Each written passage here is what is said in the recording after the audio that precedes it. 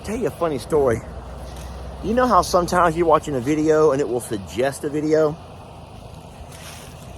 There's this chick. That video was suggested to me. And she's called The Naked Farmer. Now listen, if that's not the most clickbaitish title ever, and then if that's not bad enough, her husband makes all of these thumbnails that shows her like butt naked, except she always has her goodies hidden by either a bush or something. I'll give you an example. Hold on.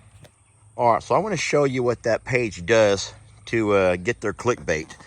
And do not go look for that channel. It is the dumbest thing, and if you waste your time trying to find some naked lady farmer, don't do what I did.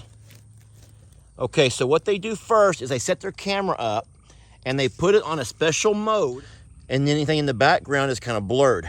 So that's the first step. And then what they do is they do stupid stuff. What they do is this stuff like this over here. They will sometimes have her squatting down. You can't see her lower body. You can probably see mine. And then they have her like leaning out or pruning something or digging a hole, shoveling, some kind of gardening, something or another. Yet you can never see anything because she always has something in front of her, a plant or a bush. Ow, ow, ow. Bees, there's bees here. There's bees here. Ow. All right, I got bit in the back. Ah, ah. Give me that. Ah, ah, ah. Ah, there's hornets, y'all. Hornets are in this tree. All right, so I guess that's what I get for being mean to other farm channels. But no, seriously, word of warning, don't let folks like that bait you guys in to watching their content, hoping you're gonna get a glimpse of some cute lady without her clothes on. Because I can promise you that in all of their 150 videos, from start till finish, she never goes completely out in the open. I've watched them all just for the farming tips mostly.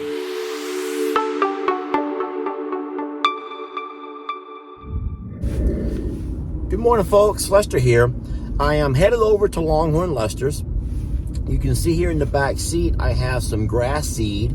I also have some fertilizer and some Amdro, some fire ant killer. I want to get this stuff out and spread out today because it's kind of a misty, rainy day. No hard rain, so I don't worry about anything washing off necessarily. But I do want these seeds to get wet and begin to germinate as fast as possible. The fertilizer can go ahead and start dissolving into the ground. There's a whole lot of things growing over there that I don't want to have growing, that I don't think are real good for the yard or for the animals. And so I'm going to go ahead and treat all of that today. It's going to be a busy day. I don't have one of those spreaders that go in the back of the tractor. So I'm just sitting there using that push spreader. I'm also going to get my chainsaw and nip down a lot of the bushes and shrubs that are growing up along those trees where we're moving the cows. We've had, Jamie made a video, and a lot of people are saying, hey, watch out because those can be poisonous. Those are poisonous to animals. So I have several jobs to do. You're saying, Lester, why go on a rainy day? Why not wait till the weather clears up? I don't have that luxury. I am excited about getting all this taken care of, and a little bit of rain's not going to stop me from what I want to get done. So that's what's going to happen, and I hope you guys will enjoy coming along with me. I want to show you, this is the particular plant with all of that has created the firestorm on the pages. A lot of folks are saying that this over here is something poisonous. I forgot the name, y'all. You're welcome to look it up yourself. But yeah, they're saying that right there is something very poisonous. Most of your animals will obviously by nature not get into it, but if they do accidentally ingest it, it can make them very sick, even kill smaller animals. So what I've learned about the animals is that they can usually tell. Mother Nature is smart enough to provide them a way to know what's good and what's bad for their health. And just like us as humans, we can tell when something's not going to sit right with us. We can just tell. Some folks are still foolish enough to ingest anyway. But it's like when you go to a restaurant and you order a meal, can't you sometimes taste like if the chicken is bad? Can't you right away just tell if something's not right with the meal? And so if you choose to eat it anyway, then, that's kind of on you. Have y'all ever had anybody ask you where you see yourself in 5 years? Or let's say in 10 years. 10 years. Where do you see yourself in 10 years? I want to show you something.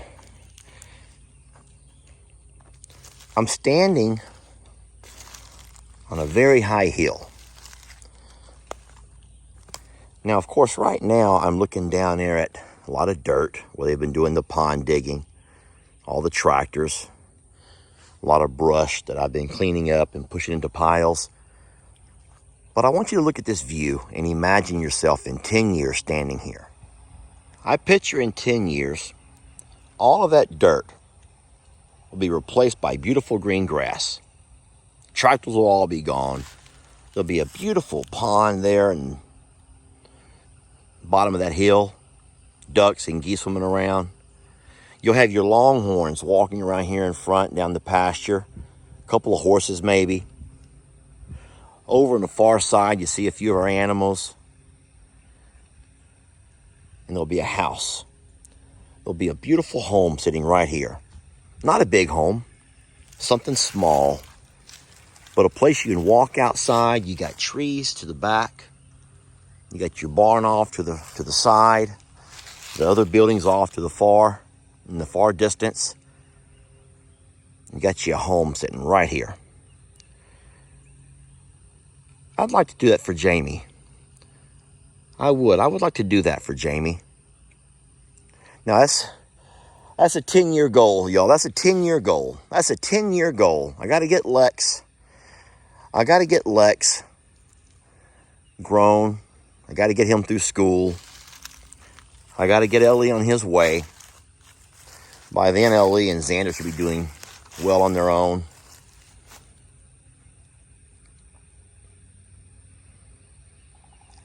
Standing here today cleaning some brush, piling some things up in the burn piles. And I just probably for the first time noticed how beautiful this spot here was. There's a lot of nice spots on this property. There's a lot of really nice spots here on this property. But when you ask me where I see myself in 10 years, seriously, this would be a really, really nice place for a home.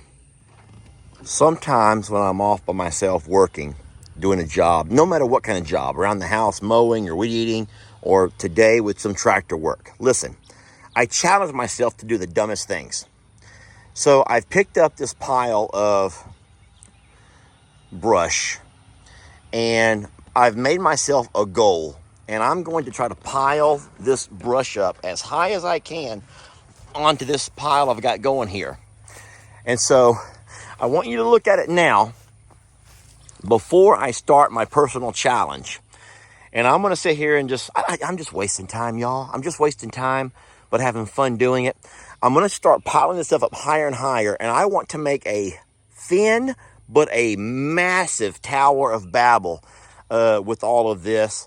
And when I light this stuff up, y'all, we're going to dance and, okay, we may not do all of that, but it would be, you know what? I'm just going to move on with my challenge. Y'all watch this. Have y'all ever seen Lord of the Flies? That's sort of what I'm envisioning here. Lord of the Flies dancing.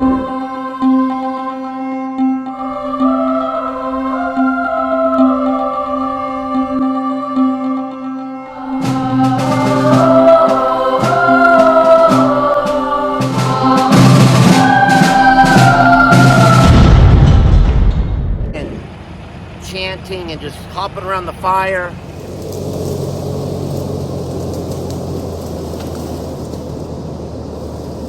Y'all can see we got some old dry stuff over on this side that we catch that on fire. That would burn, but this green stuff's not going to. All I'm going to do if I keep pushing it is have it collapse over on the top of each other. I'm not going to take a chance on damaging my tractor. But we got about a 12-foot pile here. So, pretty neat. It'll be fun to watch it dry, and then the night that we come out and burn it will be a really neat video.